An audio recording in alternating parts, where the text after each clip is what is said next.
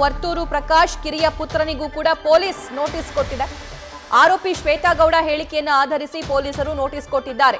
ನಿತಿನ್ ಜೊತೆ ಸತತ ಸಂಪರ್ಕದಲ್ಲಿದ್ದಂತೆ ಈ ಶ್ವೇತಾ ಗೌಡ ಕೇವಲ ತಂದೆ ಜೊತೆ ಸಂಪರ್ಕ ಅಷ್ಟೇ ಅಲ್ಲ, ಮಗನ ಜೊತೆನೂ ಕೂಡ ನಿರಂತರ ಸಂಪರ್ಕದಲ್ಲಿ ಶ್ವೇತಾ ಗೌಡ ಇರ್ತಾಳೆ. ನಿತಿನ್ ಜೊತೆ ಲಕ್ಷಾಂತರ ರೂಪಾಯಿ ಶಾಪಿಂಗ್ ಮಾಡಿರೋ ಬಗ್ಗೆ ಮಾಹಿತಿ.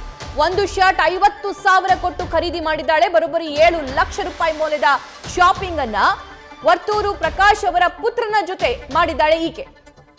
ನೋಟಿಸ್ ಕೊಟ್ಟು ನಿತಿನ್ ಪಾತ್ರದ ಬಗ್ಗೆ ಪೊಲೀಸರು ಕೂಡ ತನಿಖೆಯನ್ನ ನಡೆಸ್ತಾ ಇದ್ದಾರೆ. ಮತ್ತಷ್ಟು ಮಾಹಿತಿ ಶಿವಕುಮಾರ್ ನೀಡ್ತಾ ಹೋಗ್ತಾರೆ. ಶಿವಕುಮಾರ್, ತಂದೆ ಜೊತೆ ಚಿನ್ನ ಕೊಡಿಸ್ಕೊಂಡಿರೋದು, ಮಗನ್ ಜೊತೆ ಶಾಪಿಂಗ್ ಹೋಗಿ ಸುಮಾರು 7 ಲಕ್ಷಕ್ಕಿಂತ ಅಧಿಕ ಶಾಪಿಂಗ್ ಮಾಡಿರೋದು. ಹಾಗಾದ್ರೆ ಈಕೆಗೂ ಮತ್ತು ಅವರಿಗೂ ಯಾವ ರೀತಿ ಸಂಬಂಧ, ಯಾವ ರೀತಿಯಾಗಿ ಈಕೆಯನ್ನ ಅವರು ನಂಬ್ತಾ ಇದ್ರು, ಈ ಬಗ್ಗೆ ಏನೆಲ್ಲ ಮಾಹಿತಿ ಇದೆ?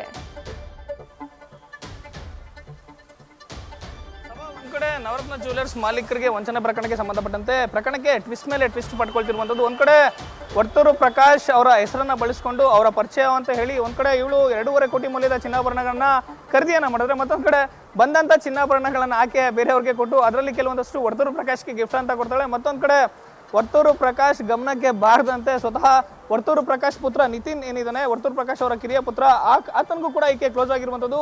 ಪೊಲೀಸರ ವಿಚಾರಣೆಯಲ್ಲಿ ಕೆಲವೊಂದಷ್ಟು ಸ್ಫೋಟಕ ವಿಚಾರಗಳು ಹೊರಬರ್ತಿರುವಂಥದ್ದು. ಒಂದ್ ಕಡೆ ವರ್ತೂರು ಪ್ರಕಾಶ್ ಶ್ವೇತಾ ಗೌಡ ನನಗೆ ಮಾತ್ರ ಪರಿಚಯ ಅಂತೇಳಿ ಭಾವಿಸಿರ್ತಾರೆ. ಆದ್ರೆ ಪೊಲೀಸರ ವಿಚಾರಣೆಯಲ್ಲಿ ಆಕೆ ವಂಚನೆಯಿಂದ ಗಳಿಸಿದಂತ ಹಣದ ಪೈಕಿ ಸ್ವತಃ ವರ್ತೂರು ಪ್ರಕಾಶ್ ಪುತ್ರ ನಿತಿನ್ಗೂ ಕೂಡ ಈಕೆ ಕೆಲವೊಂದಷ್ಟು ಗಿಫ್ಟ್ ಗಳನ್ನ ಕೊಟ್ಟಿರ್ತಾಳೆ. ನಿತಿನ್ ಅನ್ನ ಕರ್ಕೊಂಡೋಗಿ ಶಾಪಿಂಗ್ ಅನ್ನು ಕೂಡ ಮಾಡಿಸಿರ್ತಾಳೆ.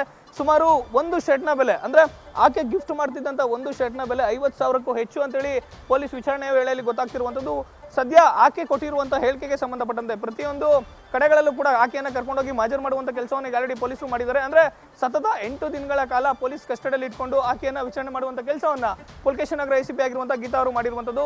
ಪ್ರಕರಣಕ್ಕೆ ಬೇಕಾಗಿರುವಂತ ಅಂದ್ರೆ ಸ್ವತಃ ವರ್ತೂರು ಪ್ರಕಾಶ್ ಅವರ ಪುತ್ರ ನಿತಿನ್ ಮೇಲೆ ಕೇಳಿರುವಂತಿರುವಂತಹ ಆರೋಪಕ್ಕೆ ಸಂಬಂಧಪಟ್ಟಂತೆ ಪ್ರತಿಯೊಂದು ಸಾಕ್ಷ್ಯಗಳನ್ನು ಕೂಡ ಕಲೆ ಹಾಕುವಂತ ಕೆಲಸವನ್ನ ಪೊಲೀಸ್ ಅಧಿಕಾರಿಗಳು ಮೊದಲು ಮಾಡಿರುವಂತದ್ದು. ಯಾವಾಗ ಸಂಬಂಧಪಟ್ಟಂತ ಸಾಕ್ಷ್ಯಗಳನ್ನ ಕಲೆ ಹಾಕಿದ ನಂತರದಲ್ಲಿ ಅಂದ್ರೆ ಅವರಿಬ್ರು ಸತತವಾಗಿ ನಿತಿನ್ ಜೊತೆ ಆಗಿರ್ಬೋದು, ವರ್ತೂರು ಪ್ರಕಾಶ್ ಜೊತೆ ಆಗಿರ್ಬೋದು, ಶ್ವೇತಾ ಗೌಡ ಮಾತಾಡಿರುವಂತಹ CDR ಆಗಿರ್ಬೋದು, ಇವರು ಓಡಾಟ ನಡೆಸಿರುವಂತಹ ಜಾಗಗಳಲ್ಲಿ ಹೋಗಿ ಸಂಬಂಧಪಟ್ಟಂತ ಟೆಕ್ನಿಕಲ್ ಎವಿಡೆನ್ಸ್ ಗಳನ್ನ ಕಲೆ ಹಾಕುವಂತದ್ದಾಗಿರ್ಬೋದು, ಸಾಂದರ್ಭಿಕ ಸಾಕ್ಷಿಗಳು ಜೊತೆಗೆ ಆರೋಪಿತರ ಸಾಕ್ಷಿಗಳು, ಪೊಲೀಸ್ ವಶದಲ್ಲಿರುವಂತಹ ಆರೋಪಿತೆಯ ಹೇಳಿಕೆಗಳು ಎಲ್ಲವನ್ನೂ ಕೂಡ ಆಧರಿಸಿ ಸದ್ಯ ನಿತಿನ್ಗೆ 3ನೇ ಬಾರಿ ನೋಟಿಸ್ ಕೊಟ್ಟಿರುವಂತದ್ದು. ಸದ್ಯ ಪ್ರಕರಣಕ್ಕೆ ಸಂಬಂಧಪಟ್ಟಂತೆ ಆರೋಪಿತೆ ಶ್ವೇತಾ ಗೌಡ ಕೇವಲ ವರ್ತೂರು ಪ್ರಕಾಶ್ ಜೊತೆಯಲ್ಲಿ ಮಾತ್ರ ಅಲ್ಲ, ವರ್ತೂರು ಪ್ರಕಾಶ್ ಪುತ್ರ ನಿತಿನ್ನ ಜೊತೆಲೂ ಕೂಡ ಆಕೆ ಸತತವಾಗಿ ಸಂಪರ್ಕದಲ್ಲಿದ್ದು ನಿತಿನ್ನ ಕರ್ಕೊಂಡೋಗಿ ಶಾಪಿಂಗ್ ಅನ್ನ ಮಾಡಿಸಿದಾಳೆ.